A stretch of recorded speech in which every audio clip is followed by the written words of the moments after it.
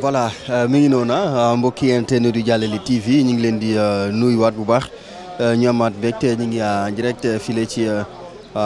Union européenne yenn candidats yi ñu recalé nag ñëw toll nañ ci 41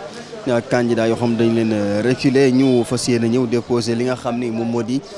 seeni recours kon jamono ji ñuy waxee ak yéen ñoom Bougane Gueye Dany ak ña ñu ci àndal jamono ji ñu ngi ci biir file nga xam ne moom moo di ci Union européenne. léegi nag ci kanam tuuti kon war nañu génn def déclaration amal déclaration wax ak askanu Sénégal wax ak sénégalais yi ci lan la ñu jëlee fi ñu fàtte que ni candidat yi nga xam ne jot nañu leen recalé bokk na ci kile di Ousmane Sonko Bougane Gueye Dany Madame Aminata Touré docteur Abdourahmane Diouf ñu nekk ay ténor ay kàngam yoo xam ni fare ci ku jekk politique gi te ñu recalé leen ci li nga xam ne moom moo di élection présidentielle 2024 yi ñu dëkk la loole nag ñoom ñuy wéy kon di ko contesté ba tax ñuy wéyal li nga xam ni moom moo di seen ay recours gannaaw ba conseil constitutionnel publié liste 21 candidats yi nga xam ni ñoom la ñu daal di retenir gannaaw ba ñu jàllee li nga xam ne moom mooy état bu parrainage loole nag kon ñu ngi ci xaarandi ñoom lan la ñu jëlee ci biir fi leen nga xam ni moom moo di ci Union européenne pour ñi nga xam ni ñi ngi ñuy bàyyi xel kon li moom moo waral ñu teew fi fas yéene leen ko dégtal ana jekk lay doon ñu fàttali que ni yeneen ci ay candidats yoo xam ni sax ñoom itam dem nañu foofule ca diwaanu conseil constitutionnel ngir ñoom aussi tamit amuloon seen ay dépôt maanaam contesté ci anam gi nga xam ni moom la ñu leen recalé kon loolee ba tey moom moo nekk di wéy ndax 21 candidats yi nga xam ni moom la conseil constitutionnel daal di publier retenir leen ndax dina am coppite feeg le 20 janvier waaw wala déet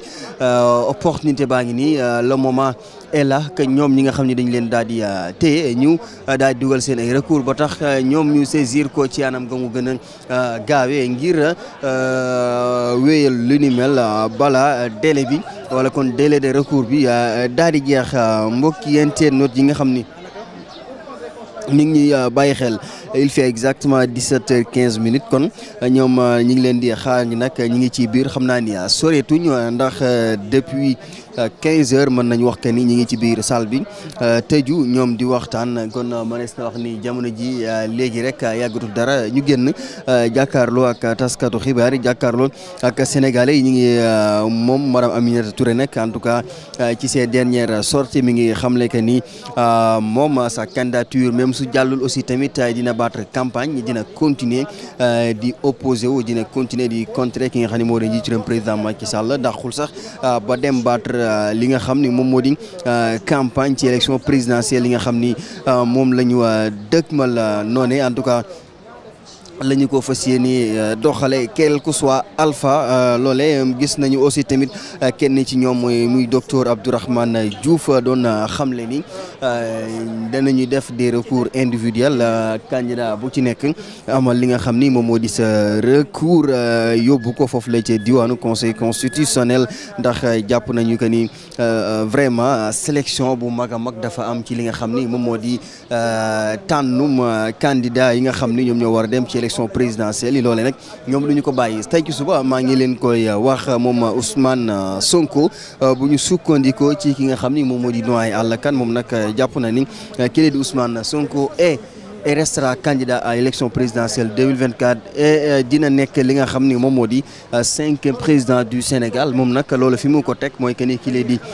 Ousmane Sonko bi nga xam ni conseil constitutionnel dafa ni du jël dossier la mu wax joxe comme lay maanaam motif mooy que ni son dossier est incomplet alors que ñoom ñi ngi wax que ni am nañu firnde yuy wax que ni attestation bi nga xam ni kon na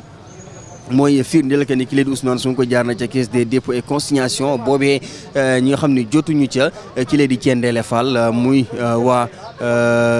caisse des dépôts et consignation ñoom ñoo daal di lànk bañ ko jox ci teewaayu kon ay taskatu xibaar waaye ci loo xam ni àdduna wërngal këpp ñoom ñu ko daal di gis ba tax moom mu jàpp ni dinañu amal recours boo xam ni candidature ki nga xam ni moom mooy Ousmane Sonko dina jàll te Ousmane Sonko participera ci élection présidentielle 2024 yi te dina gagné li nga xam ni moom mooy élection yi kon loolu moom ñoom en tout cas moo nekk seen ay position yi nga xam ni ba tey ñi ngi wéy di ci doxal ba léegi kon mën nañu wax que ni yëf yi ba tey suspense bi mi ngi wéy di continuer parce que ba tey jii nii mënaguñoo puisque le 20 janvier jàllagul mënaguñoo wax que ni la liste des candidats elle est officielle puisque ça reste quand même ay recours yoo xam ni en tout cas ay candidats ñi ngi koy amal Thierno Alassane Sall moom attaqué la candidature de ki nga xam ni moom moo di Ousmane attaqué la candidature de ki la di Karim Meïssa Wade parce que moom dafa jàpp ni wala dafa njortu ni ki nga xam ne moo di Karim Meïssa Wade dafa am lu toll ci ñaari nationalité bu Sénégal ak bu France loolee nag bu ñu sukkandikoo ci li nga xam ni moom moo di suñu ay loi suñu ay texte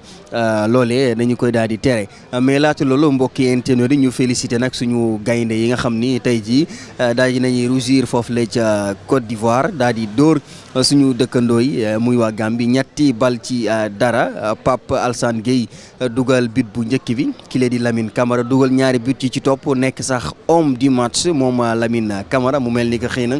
bettul Sénégalais yu bari yi nga xam ni yàgg nañu seetaan di bàyyi xel li nga xam ni moo di football xale boobu laaw la cat macha allah yàlla bu ko cat topp ñu ñaanal suñu gaynde yi tous derrière les lions ñu indi laatal ñu beneen coupe boo xam ni soxla nañu ko ni ñi ngi noon di génn kon ñoom leader yi ñi ngi noon di génn ñu dem fexe leen a dégtal li nga xam ni dékk leen li nga xam ni moom moo di suñu ay micro ñi ngi noon di gis ki nga xam ni voilà honorable député Abdou Mbacké Bara Dolly madame Aminata Touré Bougane Gueye Dany ñi ngi noonu di leen gis kon ñëw nañu ñu fas yéene leen dékk rek li nga xam ni moom moo di suñu ay micro en direct yéen a ñuy bàyyi xel file ci Jàllale TV ngeen wéy di aimer aussi tamit li nga xam ni moom moo di live yi parce que dina ci am solo ñii nii on les voit moom madame Aminata Touré l'ancienne première ministre may leen journaliste yi ñu mën a taxaw.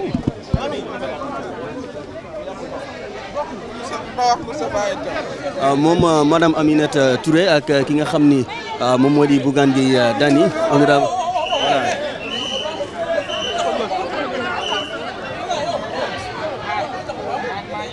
waaw jox leen ñu kii rek après on va se débrouiller rek c'est bon.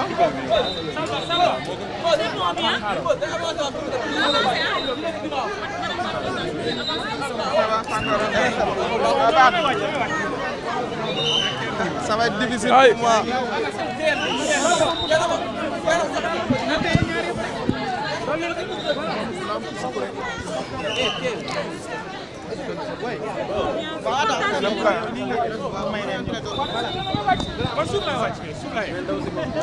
Yeah. You don't make it nice. Hey, kan moo jóge ci fil bi. waaw très bien kon nag mbokk yi tey dañu ñëwoon ñun ñi nga xam ne ñooy collectif bu 43 candidats élection présidentielle u 25 février ñu amoon délégation boo xam ne bii moo ñëwoon tey pour waxtaan ak Union européenne ñun ñoo sàkk woon waxtaan wi parce que Union européenne dafa bokk ci partenaire u Sénégal yi du ñu yem ci ñoom rek dinañ seeti aussi yeneen partenaires yi Union africaine CEDEAO ak ñoom ñëpp pour wax leen vraiment fi nga xam ne fi la situation bi toll muy situation boo xam ne bii kenn mësu koo gis ci Sénégal ñu dem conseil constitutionnel gis fa loo xam ne mosta am ñu indi nag ay firnde ñii dañu indi seen parrainage ñu xool ko ci greffe conseil constitutionnel ñu bàyyi fa seen clé ñu ñëwaat ñu ne leen clé yi kenn mënu koo ubbi loolu juróom-ñeenti candidat seen kaala boo leen dajalee ñoom ñëpp juróom-ñeenti ñi ku ci ne indi nga plus de 50 000 parrains muy 450 000 daanaka sénégalais yoo xam ne naruñu wote parce que nee nañu gisuñu leen ci fichier yi ñii ñoom dañuy indi seen clé greffe conseil constitutionnel bindal leen nombre candidats yi ñoo dem di contrôler ñu ne leen région manqué na moo doon suma cas ak ñeneen ñoo xam ne ñii dañu indi seen parrainage machine conseil constitutionnel bi yokk ci lu ci bokkul waaye la ëpp nag la gën a doy waar aussi mooy ay tur yoo xam ne yi dafa méngoo ak lu ñu bind machine bi ne la tur yooyu amul kon muy loo xam ne lii kenn mësu koo gis depuis que le Sénégal est engagé ci ay élections loolu nag ñu bokk ko ñun ñëpp fii tey gis ngeen candidats yi fi taxaw yëpp pour vraiment xeex pour que sénégalais yooyu 900 000 sénégalais yooyu bokk ci élections yi waaye ñu nit ñu delloo ñu suñuy parrainage yoo xam ne yi dañu ko sàcc kon loolu dañu koy waxtaane ak képp koo xam ne xaritu Sénégal ga waxtaane ko sénégalais yi bu ko defee ñu continuer suñu plan d'action bien sûr ñun ñëpp def nañu ay recours andi ay preuves ndax dañu yor ay carte d'identité yoo xam ne yii seeni borom ay sénégalais lañu yor ay numéro de carte d'électeur numéro d'identification nationale seen date d'expiration baax ñu dem ca conseil constitutionnel ba ñu ne teg yëpp de côté ne loolu baaxul kooku loolu kenn mënu koo nangu parce que agression la contre la démocratie sénégalaise loolu kenn mënu koo nangu kon gis ngeen ne 43 candidats yi dañu ànd doon benn ñu nar a continuer nag taxaw parce que lii bu continuer mënuñoo am élection yu transparente fii ci réew mi parce que le conseil constitutionnel def mooy sélection ku la neex mu jàll ku la neexul nga yàq ay données am dugg ci fiche am ci fichier am yàq ay données am bu ko defee nga ne ko yow mënoo bokk loolu kenn du ko nangu kon ci loolu la ñu taxawee moom la ñu waxtaan si woon tey ak vraiment ambassadeur Union européenne yi dinañ ci waxtaan ak ñeneen mais surtout dañ ciy waxtaan ak sénégalais yi dinañ mobiliser sénégalais yi pour que ñu dem ci élection yoo xam ne élection yu jaar yoon lay doon élection yoo xam ne da nga cee bëgg a seppi candidat yi seppi ci Ousmane Sonko ma nga xam ne ma nga ca kaso ba kooku kenn du ko nangu loolu mooy li nga xam ne moom lañ doon waxtaanee tey ànd ceeg voilà non ñoom dañ leen doon informer ñoom laajuñ leen ñu régler ñu suñu problème loolu dafa war a leer aussi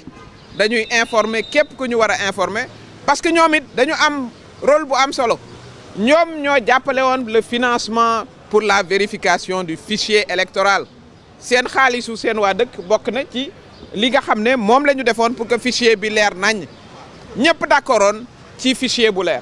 tey problème numéro 1 des élections mooy le fichier kenn xamul ban fichier la est-ce que fichier 2017 la ñu jox ñenn ñi est-ce que ñeneen ñi fichier 2023 lañ leen jox ndax quand même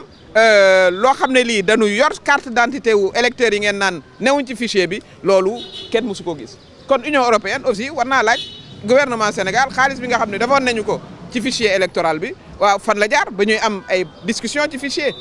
parce que opposition ak pouvoir d'accordoon nañu consensus ci le bon fichier tey le problème de ces élections c'est un fichier boo xam ne kenn xamul lu mu doon kon ñun en tant que candidat yoo xam ne dañoo foqati suñuy parrainage dañoo sàcc suñuy parrainage li nga xam ne moom la ñuy laaj di ko exiger mooy ñu delloo ñu suñu parrainage ñi nga xam ne dañ leen a génne ci fichier bi ñu delloo leen ñu indi fichier bu baax bi fichier wu 2023 ndax la ñu xamul mooy aussi 2019 dañ joxoon fichier yi ay candidats dañu joxoon fichier bi ay candidats ñu dem vérifier fa ci suñu dossier bi jël nañ ay liste candidats yoo xam ne dañu ne non retrouvé dans le fichier ñu dem ci fichier bi nga xam ne moom la Sénat yor te ne commission électorale nationale indépendante nee na fichier boobu nekkul à jour waaye ñu jël rek dem vérifier ji ñooñu ña nga ca fichier Sénat donc fi may wax ak yéen am na ci candidat yoo xam ne nee nañ seeni parrains ne sont pas identifiés waaye boo demee tapé seen tour ci site Sénat ña nga fa waaw lii mooy ban façon élection lii mooy ban façon élection lii du ñu yóbbu ci lu baax fa ñu jëm ndox amu fa kon la ñu taxaw mais dellu gannaaw du ñu ko def d'abord pour suñu bopp parce que am nañu droit wu nekk candidat lañ ñu laajoon def nañu ko indi parrainage yu baax ñu jël suñuy clé traficoté ko parce que loolay wax di porter nañu sax ñun ñëpp plainte contre X pour ñu xam ñan ñoo dugg ci suñu clé yi changer suñu ay données ñu yóbbu suñu ay maal def ci ay fiches ñu dindi ay région mais bu fekkee ne da nga ne région nekkul ubbil Mali nee nañu werante xuuxaan tekki tubéy la Mali yaa nga fa ubbi leen Mali ñu vérifier donc loolu moo fi ne tentative de hold up loolu duñu ko nangu tey duñu ko nangu suba fépp fu ñu war a dem danañu fa dem lu ñu war a def dinañ ko def pour que vraiment élection yi jaar yoon ñi war a participer ñëpp participer y compris wax nañu ko ñi nga xam ne ñu ngi ci kaso bi Ousmane Sonko y avait 2 décisions de justice yu ne nañ ko jox parrainage mu dem di fay fële ci caisse de dépôt et de consignation ñu ne duñ jël xaalisam waaw loolu li muy indi ci élection ëllëg mooy bés boo bëggee dem élection ak bu munti doon moo xam municipal la wala législative bu la maire wu dëkk ba ne doo am parrainage doo am extrait de naissance kon bu boobaa doo nekk candidat li xew nañu ko comprendre bu baax a baax a baax a baax donc administration wala kuy représenter administration à partir d'aujourd'hui bés bu ñuy dem élection këyit boo soxla moo xam casier judiciaire la moo xam extrait de naissance la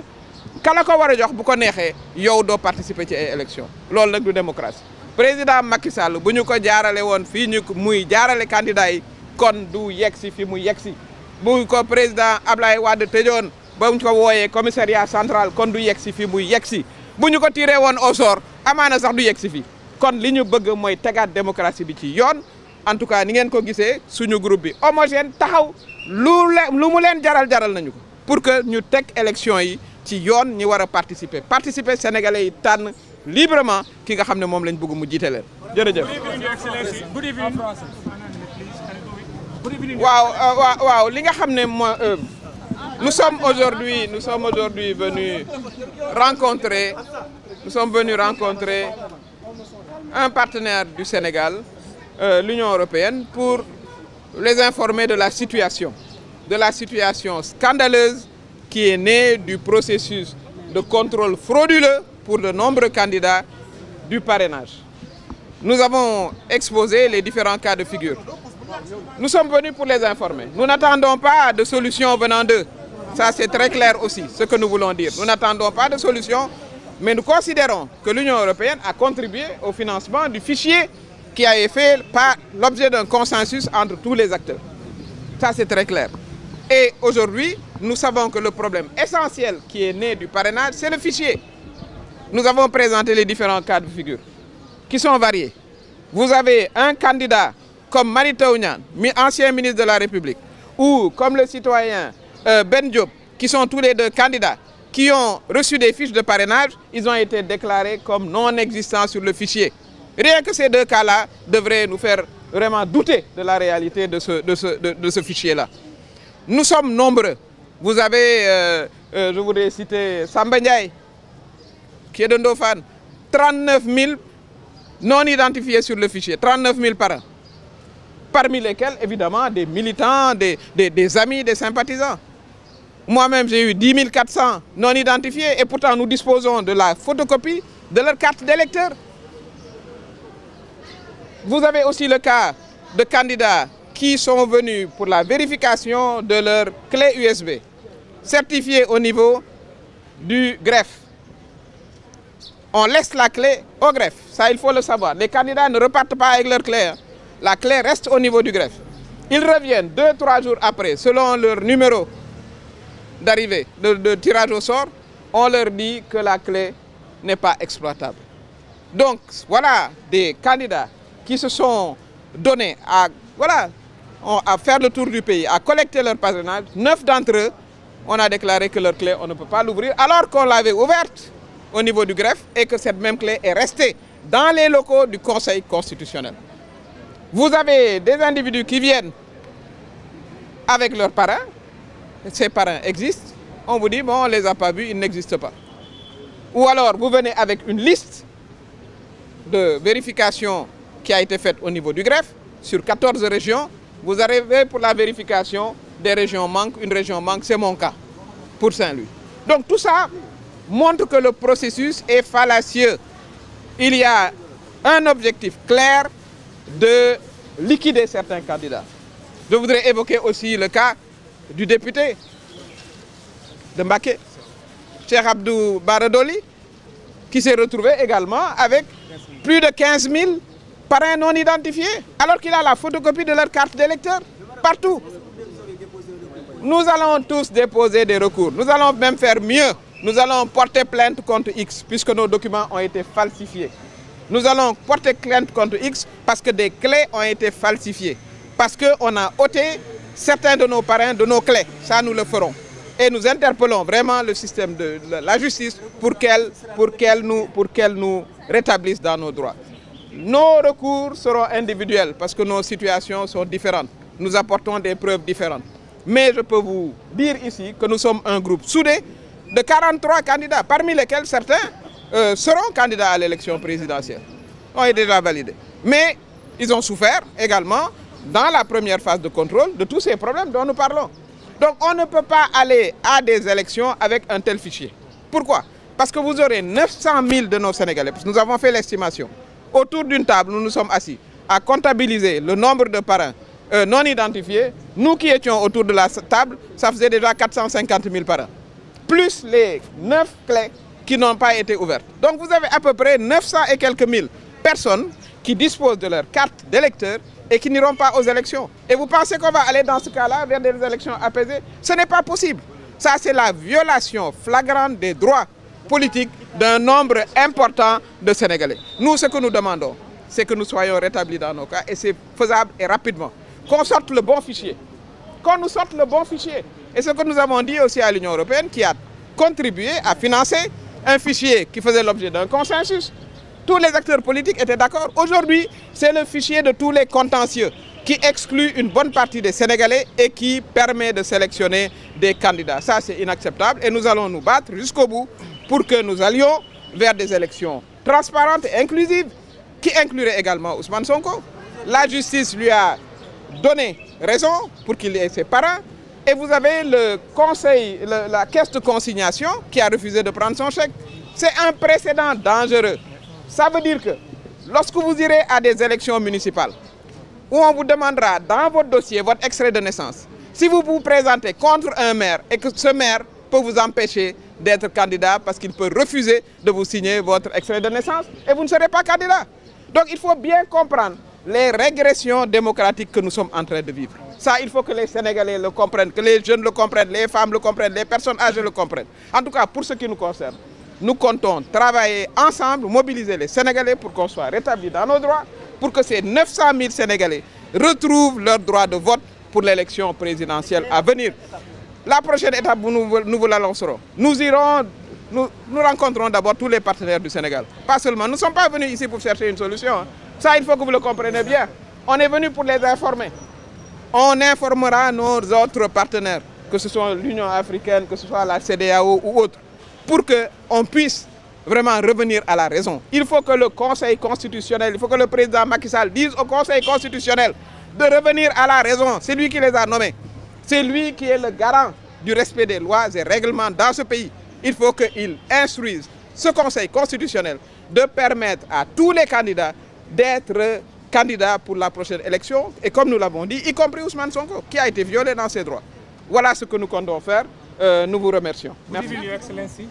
Please, can we know the reason why you are here today, please? Well, we are here today because we came to inform the European Union. I want to make people remember that the European Union has financed the electoral file. And everybody, all the actors, agreed on the electoral file. Today, the main issue is the electoral file against which the sponsorship called parrainage in French have been controlled. We do have do you any think, situation. do you think then touch your USB without They have access? touched it. They have stolen. You know, sponsorship. Absolutely. We do have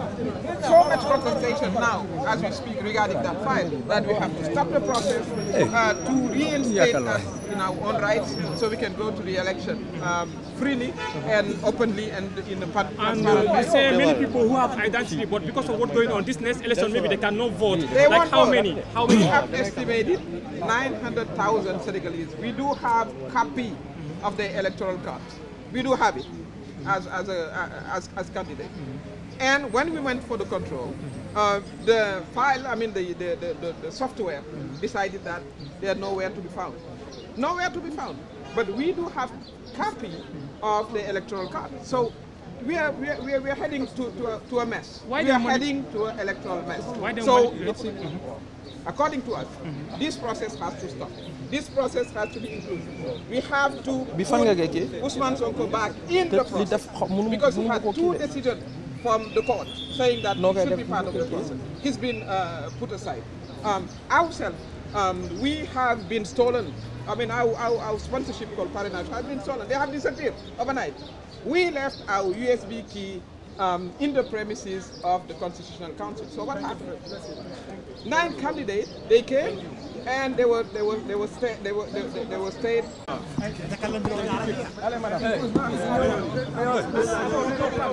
dañu ñëwoon Union européenne ambassadeur yu bari ñëw teew ñu yëgal leen li xew Sénégal. Alors li xew Sénégal bi ñu ci waxee ak ñoom comme ni ko Aminata Touré waxee ñëwuñu pour ñaan ñëwuñu pour saraxu dañu ñëwoon juste pour yëgal leen ñoom partenaire u Sénégal muy Union européenne parce que France mu ngi fi woon Allemagne mu ngi fi woon Italie Luxembourg Pologne ak yeneen nation européenne yoo xam ne dañu jël seen xaalis dugal ko ci biir fichier électoral bi ngir ñu càpparoon ko. Alors kaddu yi nga xam ne it man yëkkati naa ko la ma leen wax mooy ne ñoom Union européenne dara leeru leen ci Sénégal bii du benn yoon du ñaari yoon ñu ñëw wax leen ci waxu fichier électoral li am solo nag mooy Macky Sall ak ñi mu àndal am nañu nekk di segg nañu ay candidat jëmuñu ci élection ab sélection la ñu nekk du chaos électoral maanaam président bi ñu nattafal dana doon koo xam ne kuy am jafe-jafe la ci wàllu légitimité élection boo xam ne dañu tànn ña cay dem élection boo xam ne ña ëpp doole ci biir opposition bi dégg ngeen ko léegi wax nañu ko dañu leen ca beddi ñi nga xam ne ñooy les anti-systèmes ñi woote ne système bii daf fi war a jóge booy xool ci réew mi daanaka ñaar la ñu koy incarné Ousmane Sonko la ak Bougane ñooñu natt noo bokk ci élection yi jàpp nañu ne li xew musiba la li xew gàcce la pour Sénégal li xew gàcce la pour bépp doom ci Sénégal boo xam ne sa yéene moo doon Sénégal ñu continuer di ko tudd ci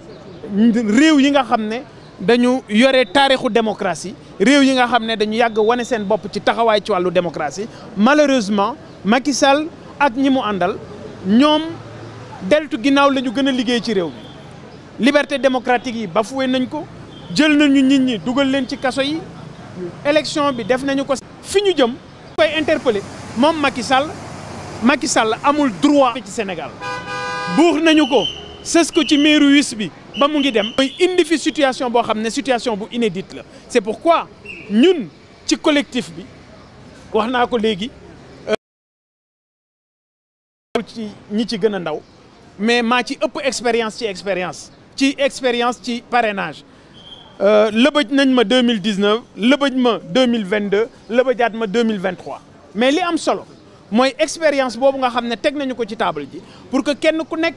mën a wax li nga xam ne moom nga dund teg ko ci table ji parce que bi ñu xaymaa toll na ci 900 000 sénégalais yoo xam ne dañu leen considérer comme ay non électeurs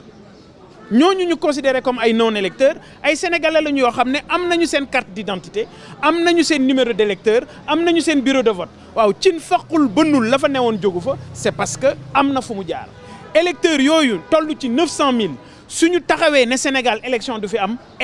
am parce que amul force de l'ordre yu leen mën a téye bu ngeen fàttalikoo 2017 Touba ca Allié ba nit ñi jógee ne dañuy yàq bureau de vote ya 40 policiers ñoo fa nekkoon yàq nañu bureau de vote yi te mujjut fenn kon il faut pas ñu pousser sénégalais yi ci kaw moo tax ñu ñëw Union européenne ay partenaires u Sénégal lañu waxtaan nañu ak ñoom wax nañ leen li ñu yaakaar wax nañ leen li ñu bëgg wax nañ leen informer leen ci musiba yi nga xam ne ay musiba naaru laay la te Macky Sall moo ko doxal moom ak administration bi nga xam ne c'est une administration couchée une administration partisane ak ñi nga xam ne ñoom ñooy les 7 sages waa conseil constitutionnel parce que lu jig njaag ñooma wax nañu également ne informaticien bi nga xam ne moom moo indi lëbëj gi coow li lépp moom la informaticien boobu également am na plainte boo xam ne collectif 43 candidats yi danañu ko def plainte contre X danañu bind tamit ki nga xam ne mooy ndeyu mbili gi parce que tey processus bi pour ñu dakkal ko xoolaat ko ci nu mu gën a gaawee pour que ñi war a bokk kenn dong moo ko mën a dogal c'est le président Macky Sall kooku ci boppam bind nañu ko danañu ko bind dana ko jot fi léegi waxtu yu néew wala ci fan yu néew la ñu koy invité mooy lii nga xam ne musiba la gàcce Sénégal mu dakkal ko une bonne fois pour toutes je vous remercie. Alors on est venu échanger avec la délégation de l'Union européenne sur les prémices d'un chaos électoral qui est en train de se dessiner. Tout le monde a vu ces incongruités au niveau des opérations de contrôle du parrainage. Ces opérations de contrôle ont été menées dans la plus grande obscurité, une nébuleuse, qui aujourd'hui, nous nous sommes retrouvés avec 900 000 Sénégalais, des électeurs, des Sénégalais avec leur carte d'électeur, des Sénégalais avec leur carte d'identité, qui sont sur le fichier normalement parce qu'ils ont un numéro d'électeur des bureaux de vote et un centre de vote. Malheureusement, ces 900 000 Sénégalais sont considérés comme des non-électeurs, comme par hasard ou à partir d'un coup de baguette magique, ces 900 000 Sénégalais sont considérés comme des non-électeurs, c'est-à-dire non inscrits sur le fichier électoral. Ça, si vous vous rappelez, en 2022, j'avais parlé de ça, j'avais dit qu'au Sénégal, nous disposons de plus de 2 fichiers. Parce que quand un Sénégalais, avec sa carte d'électeur, est répertorié, sa carte d'électeur fabriquée, en tout cas sa carte d'identité fabriquée avec un numéro d'électeur, si ce dernier n'est pas retrouvé dans un fichier électoral, ce fichier utilisé par le Conseil constitutionnel, ça veut dire tout simplement qu'il se trouve dans un autre fichier. Alors, est-ce que nous devons permettre à Macky Sall d'installer le chaos dans ce pays? On l'a poussé jusque dans ses derniers retranchements pour qu'il renonce à sa 3e candidature. Maintenant, il est animé d'une mauvaise volonté, c'est-à-dire installer le chaos. Et ça, nous ne l'accepterons pas. C'est pourquoi nous sommes venus informer la délégation de l'Union européenne. Nous allons continuer nos actions. Il y a une plainte collective qui sera déposée contre l'informaticien du Conseil constitutionnel. Mais également, il y aura des réclamations individuelles que chaque candidat pourra faire certainement. Il y en a qui ont déjà déposé, il y en aura qui déposeront également demain mardi, mais nous avons prévu d'aller chez les familles religieuses pour les informer de ce hold-up électoral, de ces prémices qui aujourd'hui n'augurent rien de bon par rapport à des tensions post-électorales. Et nous avons également prévu d'écrire au président de la République parce que il n'y a que le président de la République qui peut stopper ce processus le plus rapidement possible et permettre à tous les candidats d'être rétablis dans leurs droits. Merci.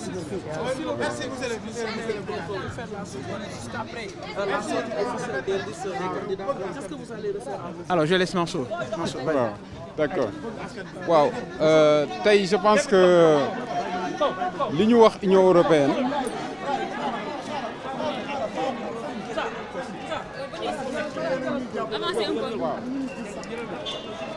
li ñu wax tey Union européenne mu nekk lu retentissant mooy ñun dafa mel na tey peuple Union européenne lañ doon waxal dañu ni waxuñoo ak ambassadeurs yi fi nekk mais peuple Union européenne yi nga xam ni ñooy jël léegi seen ay koppar di jàppale suñu réew yi ba diagnostiquer sax financer li nga xam ne mooy fichier électoral bi ñooñu lañ doon waxal tey jii nii et également par solidarité ci ñëpp ñi nga xam ni mooy leen 900 000 yi nga xam ni ku ci nekk jël na parrainage am jox ko benn candidat li xew nag am na ku ñu ni mais lu tax am ñu jàll te yéen jàllu leen mais ñun dañu bëgg a rester ci ay fait yi moom mooy bu fekkoon ni da nga dem ba sage yi recalé la wala ñuy recalé la ci la nga xamante ni alors jàpp nga ni lii lu jaar yoon la da nga koy nangu bu boobaa mais xam nga boo jëlee nga am say équipe informatique nga càmbar fichier bi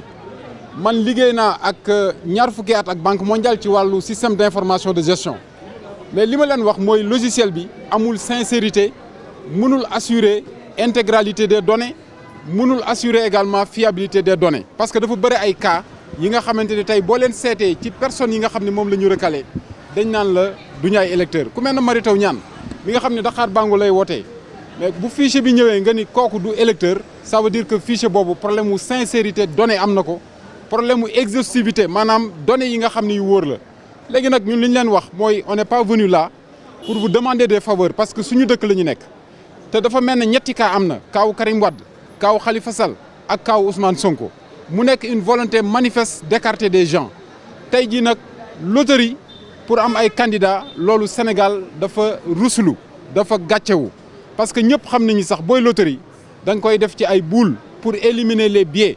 pour éliminer lépp la nga xam ne dana créer traitement bu yemul diggante ay candidats mais ñëpp xam nañu ni ku mujj ci gannaaw ku mel ne Aïssatou Mbodj daanaka doublon moom moo ciy bëre ak ñi nga xamante ne tey dañ leen génnee ci fichier bi. li ñu wax tamit moom mooy daañu continuer à se battre effectivement pour ñooñu commencé nañu d'ailleurs di configurer sax combat bi ci biir région yi nga xamante ni ñi représenté candidats yi ci 5 villes sénégalaises yi wala régions yi ñoom tamit daañu daje pour que lii ñu mën ko xeex ba nga xamante ni logiciel bu ñuy utiliser te nga xamante ni algorithme la daañu wax candidat yëpp ni logiciel bi nii lay liggéeyee bu ko defee résultat yi muy joxe comme li ñuy wax en informatique garbage in garbage out li nga dugal ci biir loolu moom mooy génn mais dugal ci biir la nga xamante ni daanaka daf lay indil ay excès de parrain wala mu indil la say parrain ñu wàññi ko wala mu indil la le fait que parrain yi ñu lay wax ni baaxul yow boo ko toppee da ngay xam ni ñooñu ay ñoo ngeeg seen carte électeur et puis ay parrain lañu. donc je pense que tey combat bi ça ne fait que commencer ci droit lañ ko teg ci loi wu Sénégal lañ ko teg ci bëgg démocratie ci bëgg également une élection inclusive et transparente je vous remercie. waaw Mansour Ndiaye la man maa doon candidat wu expert en microfinance 2012 ñëpp xam nañu à l'âge de 44 ans j'avais déclaré ma candidature fii ci Sénégal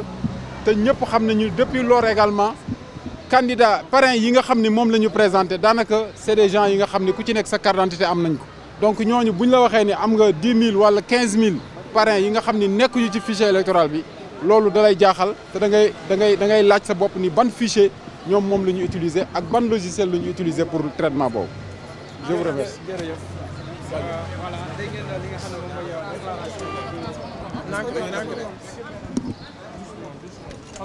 voilà mi ngi noonu yéen ñi nga xam ni yéen a ñu doon bàyyi xel kon ñoom ñi nga xam ni ñoom ñooy collectif bi nga xam ni kon toll nañ ci 43 candidats recalés ñëwoon fii ci Union européenne ngir doon leen informer kon ci li nga xam ni moom moo nekk di xew ji fichier électoral parce que ñoom bokk na ci ñi financé woon à ce que ñu vérifier li nga xam ni moom moo di fichier électoral bi selon kii la di madame Aminata Touré mu yëkkati kàddu yooyu xam ne ni danañu wéyal combat bi danañu wéyal xeex bi ba li nga xam ne moom la ñu bëgg a def mooy foqati en tout cas nguur gi wala kon fexe ba téye yéen candidats yi ci élection présidentielle te teguñu ko fenn surul ci jaay doole parce que am na ci ay candidats yoo xam ni li ñu leen xañ ci wàllu parrain yoo xam ni dañu wax que ni nekkul ci fichier électoral bi loolee bu ñu ko boolee ci candidats yi ko jot a amagun yëpp presque jege na 900 000 parrains yoo xam ni dañu wax que ni ils sont introuvables sur le fichier électoral loolu nag ñoom ñu ne duñu ko bàyyi mu jàll ñoom ñi nga xam ni kon ñoo fi taxaw sànq ci teewaayu madame Aminata Touré ki la nga xam ni moom moo di Bougane Gueye Dany ak honorable député Abdou Mbacké Bara Dolly bi nga xam ni kon gis ngeen leen sànq seen prochaine étape nag ñi ngi wax que ni danañu continuer di dénoncer waaye itam dem informer les Sénégalais ci li nga xam ne moo nekk di xew jamono gi nii noonu la ko xamle moom madame Aminata Touré dàq ñu ci sax ba ñu dàq élection présidentielle yi ndax li ñu bëgg mooy que ni ñu daal di appliquer rek li nga xam ne moo droit mais itam ki leen Ousmane Sonko nekk foofu la ci prison te ñu xañ ko mu bokk ci élection présidentielle teguñu ko fenn loolu itam nee nañu danañu boole ci combat bi nga xam ne moom la ñuy xeex mbokki internet yu Jàllale TV kon lii la ñu leen indiloon tey jii jox leen dig daje ba beneen yoon jërë ngeen jëf. tegaat seen bët. ndax du ma waxantu. te du ma wax ci dellu ginnaaw. dëgg la mbiru Ousmane Sonko moom yaakaar naa ne tawfeex rek moo ci am. te tawfeex rek moo ci amaat bu soobee yàlla. ab sara xam nekkut luy dund. maanaam nekkul luy noyyi sax laa bëgg wax nekkul luy noyyi loolu nag yéen leneen la te lu doon na loo xam ne lu gàtt la doon loo xam tamit maanaam lu ndaw la tamit ci gàttal maanaam boo ko gisoon nii loolu leneen la doo ko yaakaaree daal waaw kay te ñu bëri ngi koy tuural deret te loolu lépp du loolam te moom nday mi li xam na li ma koy wax te xam na tamit loolu am la kon li ma leen di wax nag saa boo leen ko dégg dee leen koy def ndax saa boo leen ko defee njëriñ mën naa am incha allah rabbi macha allah ci leeral yooyu noonu comme ni nga ko waxee sëriñ bi ñu ñëw ci li nga xam ne mooy listixaar listixaar moom jamono ji nii ñu bari ku jug ne da ngay listixaar ku jug da ngay seet boo ñu doon dikkaatal ci jëm listixaar ak listixaar mooy lan waaw xam nga mbirum seet ak listixaar ñu bari dañ ko tuddoo te doonuñu ko te wax naa tey ba daana sëriñ si yi ngi gis seet ak listixaar bu ñu leen ko defloo mën nañu ñëw santaat ma ko ma defal leen ko yi tax nag loolu ñu nangul ma ko xam nañ dama kaa mën te léeg-léeg dama leen koy defal ñu def santaat ko ñu waxaat ko kañ leen koy defloo kooku di leen sant man mi toog la yàlla ma taw fexee na ku yàlla bind kuy noy ak foo mën a nekk ak noo mën a tudd ak ku la mën a jur bu ma xamee sa tur ak sa tur waaju jigéen ak say at wala nga fat sa tenk loxo yónnee ma ko mën naa la wax loxo na nga jàpp yow nit koo dëkkal wala nit koo xam moo la wax sa moom wax say mbir ma wax la ko te fekk ne déedéet xam-xam ma suñu borom xamal la nit nag damay faal di wax du mënuma kaa ñaanal mukk te seetalu ma ko déedéet nit mënuma kaa ñaanal mukk te si listixaaru ma ko déedéet ndax li lay dëgg la loolu doomu aadama bi bu demee ci médecin bala kaa jox benn garab da koy consulter ba xam ban garab ji waaye topto yëkkati garab jox ko ginnaaw mbirum saaxi mooy doon rawat naa mbirum baatin te nit mënoo xam ay gàllankooram te seetaloo ko kon nit ki ñëw ci man nag bu bëggee bu na ma tas si rek wala na ñëw rek làmm ma xool ba xam ne dinaa ko daj wala du ma ko daj loolu nag ki yàlla dimbali ma xam lii ma ko wax maa ngi lay giñal ci yàlla lépp lu ko nëbboon wala lépp lu ko réeroon wala lépp lu ko jaaxal bu ñëwee ci ma dimbali ko ci seet ak listixaar gisuma sëriñ si yoo xam ne fii nii gisuma ko ci man te gis baraana ñoo xam ne ñuy génn ci internet bi waaye lu mu guddi guddi daañu ma woote na ma sëñ bi dimbali bi nga xool ma diw ak diw moo ko sama jot may ma defal leen ko man njëriñ la rek wax dëgg yàlla gars yi nag nee nañ ci jot dafa jafe loolu moom waaw loolu maa ngi koy jéggul ndax xam nga yaakaar yi mu bëri ci man rek te man dama fonk yitte doomu aadama yi te damay faral yu doomu aadama yi bu ma xasee nekk seen yitte rek fekk përiwu ma rek du ma mën a wuy kenn ma pare nag ku du ma rappelé nag doomu aadama déedéet ku ma soxla yaa may woo ndax damay faral ma aajo moom bu dugg sama nopp yi du ñaar benn yoon lay dugg te damay faral ma nit ku yàlla ndurtu defal tawfeex doo ma jot téléphone ki may jot téléphone nag na insisté ba ko di ma jot ndax bu insisté ba ma jot rek jàpp na am na ndimbal te damay ñaan ne ku yàlla ndurtu dimbal yàlla bu ma jot téléphone te ku ma woo sa aajo dana faj incha allah tubarkalla sëriñ bu ñu jógee ci loolu nag ñëw ci li nga xam ne saa bu génn rek mbir am na mooy allo ji gisaat nañ ko fi tey loñ ci nar a waxati waaw allo gi moom wax naa leen ba tàyyi ne samp moo ko tax a jug ak tamit maanaam xalwatu ak tamit képp koo xam ne dafay yàgg sawlu ci wàllum ñaan ba sonn kenn mënu ci moom dara day mën day gën dale ginnaaw naka yàlla dimbali mu ñëw ci man xaatim bii ma def ci biir xaliwa ji maa ko bindal sama bopp maa ko def te ku ci nekk aw turam am na lu ma koy booleel bu ma jëlee aliwa xànjar ji taal gaz bi wala ma taal loo xam ne tàng ba mu tàng jër balaa aliwa ji sedd sa aajo faju naa mosoo dégg loolu fenn te ci man ngay dégg te du ñaar moom da yow laa gisee aliwa ji nag mbir Ousmane Sonko da cee laxasu wax naa la ba tàyyi ne am na aliwo joo xam ne aliwo maanaam dénk la woon lu tax ma bàyyi ko indi aliwo xànjar loolu la neen la ndax damay dox ci chiffre te damay dox ci ñoo xam ne dañoo ànd ak man ngir di ma wax may def loola aliwo ji nag mbir la ku yàlla ndutu dimbal du ma la ci jàppale ku yàlla ndara dimbal nag boo ñëw ci ma jàppale la ci képp koo xam ne bëgg nga ku la dugal xalwa waaye xalwat na du caagi nit da yor xaalis bëgg ñu defal ko déedéet xalwa saa borom mooy doon ñu war la kaa defal am na ñoo xam seen biir xalwa rek moo ko mën a saafara am ñoo xam seen biir takk rek moo ko war a saafara am ñoo xam seen biir sango rek moo ko war a saafara waaye ku yàlla ndara def tax maanaam xalwa di saafara seen biir bu la yàlla dimbali saw tur nekk fii ba ma nangul la tëjul ñetti fan wala juróom-ñaari fan wala fukki fan ak ñaar wala fukki fan ak ñeent wala sax 99 jours wallahi si ma pare ci soxal dana sedd lépp la naqari woon dana la neex wallahi nasim macha allah mbokk internet bu Diallo TV ba léegi ñoo ngi ànd ak nga xam ne mooy Serigne Jamil képp ko yittewoo rek numéro dina jaar ci barre écran bi Serigne bu ñu jógee ci loolu ñëw ci li nga xam ne nag mooy nopp kannaar gi waaw nopp moom yaakaar lu ma ci sori mi ngi nii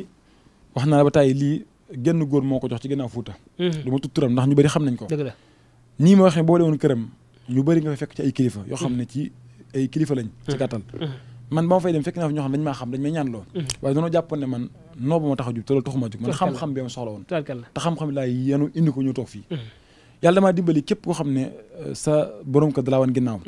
wala sa soxna wala ginnaaw wala nga sax nga doon jëmm joo xam ne sax da ngay liggéey ab tubaab mu lay takk sa wala bu naxatal wala yàlla dafa la tawfeex yi àddina maanaam nga nekk ci place bi te bañ faa jug naa xam tur wi adat ko maanaam jar bu ko ba pare nag ma dindi caabi ji maanaam jat yi ma jël ma def ko ci maa ngi lay giñal ci yàlla ne balaa man 24 heures li nga bëgg day saafara te baraana sëriñ soo xam ne sax dañ leen noobloo dañuy ñëw ci man noobluwaan ma defal leen ko ñooñu di leen sant man la gis nga mbirum noob dama ci amut may dama ci amul may koo xam ne ñu bëree bëri dañ ma koy jàmmal ma leen koy dimbali yàlla ma ci dimbali nag dama am ay dongo yoon spécial sax dañ kaa man mbirum noob maa ngi lay giñal ci yàlla ne ku yàlla nut dimbali wallahi la asim laa lay giñal boo ñëwee ci man ma dimbali la ci te damay faal di wax ne góor ak jigéen man maa leen di boole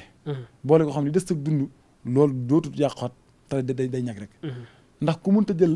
maanaam ku mën a jël ñaari xaj ñu toppante wala ñaari baay bi ñu toppante waxuma la nit te loolu la ma koy def ki nga xam ne da nga may dégg sa soxna wala ginnaaw wala sa borom kër gi wala nga yàgg ca ñaanloo ba sonn te xam yàq nga ci alal june na yàlla digal natt la nga ñëw ci man rek lépp la neexoon daan la lépp la naqari daan la neex wala yaa si waaw incha allah tubarkalla macha allah bu ko defee sax xam naa waxtu bi léegi mu ko jëm ci jax waaye sëriñ bi man dama ñu bari dañ may laaj naan ma sëriñ bi saa boo ko gisee laajal ñu ko kàttanu sëy ndax fi mu ne nii ñu bari dañ naan li ñuy naan saa buñ ko soxlaa lañ koy naan ak buñ ci noppee dañ ko ittuwaat sëriñ boo ñu doon dikkal tey ci kàttanu sëy ak li nga xam ne da koy faj définitivement. waaw mbirum sëy ñu bëri dañ koy faj te mënuñu ko xam nga kàttan dafa doon loo xam ne dafa sensible te ñu bëri xamuñu ko biteel bii daa doon lu yéeme damay faral ko amul tawfeex doo ko am ndax xaalis taxut maanaam bàyyi ko fi ndimbal yàlla déedéet yor xaalis taxul nga am ko bëgg am taxul nga am ko ndimbal yàlla moo tax nga te nit ki ma ñaan na ñaan yàlla bala maa woo yàlla na am ndimbal ci moom ba jot li ma soxla ci moom ndax dara dama gónni ci kaw suuf bitel bii damay faral di wax dafa am ay alxuraan mu ko dem wayasidukum xuwatan ilaa xuwatikum ak inna xuwata lillahi jamia ay la yoo xam ne dafa am yu ma ko boole ci alxuraan maanaam jar bu ko ba mu leer nañ ma boole kala ma koy boole segg ko ba nit sañ kaa jëfandikoo ma jox ko ndax biir lépp loo ci def dafa war a leer bitel bi nit du ko bëgg am rek am ko dama koy consulté ba tey ndax am na ñoo xam ne war nañ kaa am na ñoo xam ne ñu ko am te damay faral di wax képp ko maanaam des ak dund mën ngaa bañ a yëgati néegu sa maanaam mën ngaa bañ a yëgati sax koo xam ne dafa yëkkat maanaam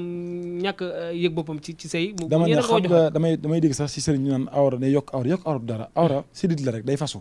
te booy naan ndox mi day fecc sidit si comme garab gu tëw a màgg nga di ko roosee mi màgg awra ndox mi boo koy naan sidit si day lem boo ko ne day fecc sidit day mel ne kuy jugaat awra mën a tàll ko ñer nga mën a sëy normal sa ndox ma ni di yokk am na ñoo xam seen ndox ma ni dafa néew am ñoo xam dañuy sëy dañuy gaaw am ñoo xamuñu bànneexu sëy mii ko jigéen ki mii ko góor ki képp kum dal foo mën a nekk ci àddina moo xam Amérique la moo xam France nga moo xam Italie nga moo xam Espagne la moo xam Angleterre la Allemagne ba ci Sénégal gii na la yàlla defal tawfeex yi nga jot ma téléphone foo mën a nekk da nga ci jot waaye nag bëgg am taxul nga am ko ku yàlla dimbali nga am ko maa ngi lay giñal ci yàlla li des sa dund laa wax néew kattan noppe nga kaa jàmbat wax naa la aajo benn yoon laa koy dégg du ñaar ki ñëw ci man di ma wax aajo bu ñëwee weneen aajo la waaye bokkut bi fi ñëw ndax day fekk ma boobu ma faj ko bu yàgg kon néew kattan am na kilifa yoo xam ne fii dama lañ koy jox ñu sant koo xam ne maanaam loolu dañ ma ko jëriñ ci àdduna te wax naa ba tey am naa ci turandoo nit yëkkat na doomam jox ma ko ci lii nit yëkkat na oto jox ma ko ci lii kon ma ci sant yàlla képp ku may dégg bu ñëw dimbali ko ci incha allah tubarkalla xam naa sa waxtu bi jeexal tàkk waaye balaa ñuy jeexal rek ñu ñëw ci li nga xam ne mooy fas gi fas gi moom li ko tax a jug mooy moodu moodu yi damay faral di wax baraana moodu moodu moom day tukki wan soxnaam ginnaaw ñu woo ko nag soxna si am na doom mu ngénte ko te kii mu ngénte juru ko man maa koy leeral ndax damaa gis ñu daal ñu ma koy jàmbat ki yàlla defal tawfeex yi nga jot ma téléphone na la yàlla dimbali nga ñëw ci man maanaam sa soxna mooy la wala nga ñaaw njot sa soxna ndax nit lépp àdduna ñaaw njot loo gis rek boo ñëw ci man la may def fukki fas ak ñaar rek doon dama koy def léegi saa ji faju ndax loolu sàmm la temps la kulli alin dañ la koy diggal ndax kullukum raahin wa kullukum mas'ulun an raahiyatihi njaboot gi sàmm temps la kulli alin dañ la koy ëllëg te ginnaaw dañ la koy laaj yow sa jëmm bopp ngay seen kilifa wan leen ginnaaw ñag leen ba lu war a baax day baax li war a yàqu du yàqu te man yàlla dafa ma tawfeex yi de képp ku ma woo ci diggante ma soxnaam ak borom këram ngir ñu gën a juba même sax famille bu dëngoo fas gi mën na ko même koo xam ne sax yàlla da kaa defal tawfeex yi maanaam mu soxnaam di ko wan ginnaaw wala mu koy bund xatal wala même góor gi moom ko jigéen gi noonu ñëw ci man dama koy fas léegi aajam faju xanaa xamoo ne baraan na kilifa yoo xam ne wala baraan na móodu dañuy wan seen soxna ginnaaw waaye saay ngi seen ginnaaw loolu waxeen la kon nag nañ ñekk seen bopp ñekk seen soxna ñekk seen jaboot ndax dañ leen kaa digal sëriñ bi balaa waxtu bi jeex rek ñu ñëw ci li nga xam ne nag moom mooy ndey mbili gi mooy jaara bi ñu koy laaj moom biir réew mi bitim réew foo ko takk weesu na ko jaara bi moom bëgg am taxul nga am ko yor xay taxul nga am ko ndimbal yaa rek moo tax nga am ko te ki may woo na ñaan yàlla am ndimbal ci sama jëmm ji ngir am ko wax naa lépp lu ma jox la maanaam sama bopp laa ci jiital doo gisee ma takk ko xam naa li ci jaaro bi te xam naa liy njariñ li baa xam nga ne jaaro bi boo ko takkee képp ku la liggéey da nga koy gis jëxëran ciy gént te même bu fekkee ne lu mu sul la boo xëy su boo ko sulli da nga fa fekk baa xam nga jaaro bi am ci njëriñ ëpp na téeméeri junni ak ñaar fukki junni ak ñeenti junni baa xam nga jaaro bi boo ko takkee yor ab place boobu mën nga ci am yu bari damay faloo commerçant yi ndaw yi nga xam dañuy doog a liggéey di commencé nañ fexee am jaaro bi ndax da lay yokk waaye du la wàññi te moodu damay faloo jaaro bi ku ko takk foo mën a dem ci àddina da nga dellu si waat te damay faloo nit dana tukki te buy ñëw ab ñëw la doon dëgg la yàlla moo sabab la day faatu waaye nag am na loo xam day fànq loola kon nañ am ci jaaro bi jaaro bi nag